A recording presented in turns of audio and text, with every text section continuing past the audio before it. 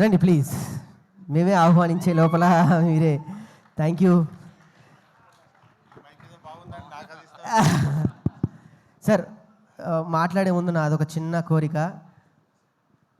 అంటే బేసికల్లీ బయట cinema leak చేసుకుంటారు సార్, నా సినిమా నేనే లీక్ చేసుకుంటున్నా. ఫస్ట్ సీన్ అని ఒక్క సీన్ చూసేసి మీరు ప్రసంగం చేయండి సార్, ఒక్క సీన్ మాట్లాడి చూస్తాను. Thank you sir. యా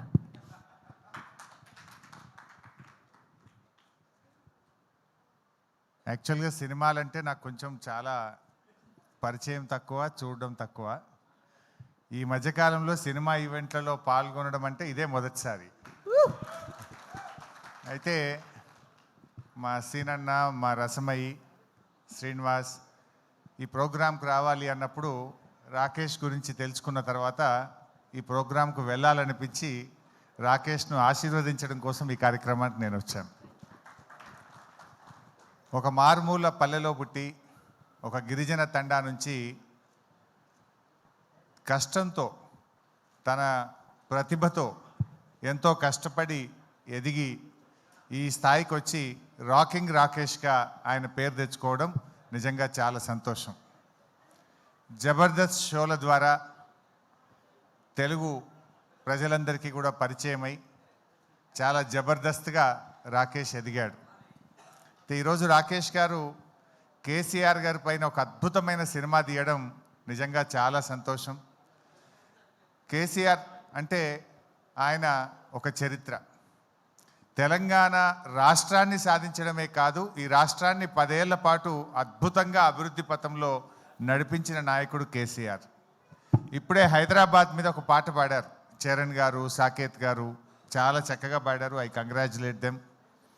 నాకు వారి పాట చూస్తూ ఉంటే ఒక పాత జ్ఞాపకం ఒకటి గుర్తొచ్చింది. రజనీకాంత్ గారు ఒకసారి హైదరాబాద్కి వచ్చినప్పుడు 22 సంవత్సరాల తర్వాత నేను హైదరాబాద్కి వచ్చాను, నేను హైదరాబాద్లో ఉన్నానా న్యూయార్క్లో ఉన్నానా అన్నాడు. అంటే కేసీఆర్ గారు పల్లెల్ని అభివృద్ధి చేశాడు, హైదరాబాద్ను అద్భుతంగా అభివృద్ధి చేశాడు. అభివృద్ధి అనేది మనం చూసే భౌతికమైన అభివృద్ధి కాదు, ఆయన సామాజికంగా, సంస్కృతి పరంగా ఈ రాష్ట్రాన్ని అన్ని రంగాల్లో కూడా అద్భుతంగా అభివృద్ధి పథంలో నడిపించి ఒక దిశను ఈ రాష్ట్రానికి, కొత్తగా ఏర్పడ్డ రాష్ట్రానికి చూపిన నాయకుడు కేసీఆర్. నిజంగా ఈరోజు దేశానికి దిక్సూచిగా తెలంగాణ నిలబడ్డదంటే అది కేసీఆర్ గారు చేసిన కృషి. అయితే వారి కృషిని, వారి పోరాటాన్ని ప్రజలకు చూపించే ఒక గొప్ప ప్రయత్నం రాకేష్ చేసినారు.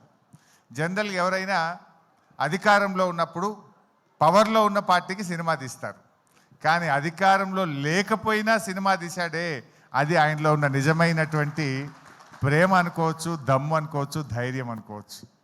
బట్ తప్పకుండా రాజకీయాలు వేరు, కేసీఆర్ ఇస్ సంథింగ్ డిఫరెంట్. ముఖ్యమంత్రులు వస్తుంటారు, పోతుంటారు, కానీ తెలంగాణ రాష్ట్రాన్ని సాధించింది మాత్రం ఒకే ఒక్కడు, దట్ ఈస్ కేసీఆర్. అది ఇంకొకరికి అవకాశం లేదు. ఒక చరిత్ర సృష్టించారు.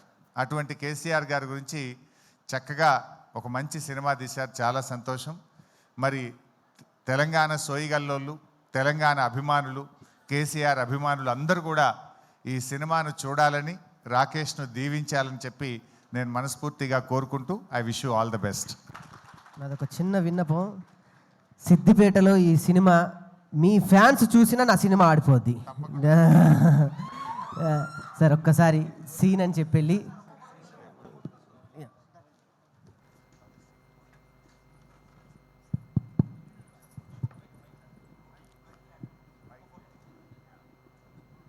ఇప్పుడే విచ్చేసిన ఎమ్మెల్సీ గోరేటి వెంకన్న గారికి స్వాగతం.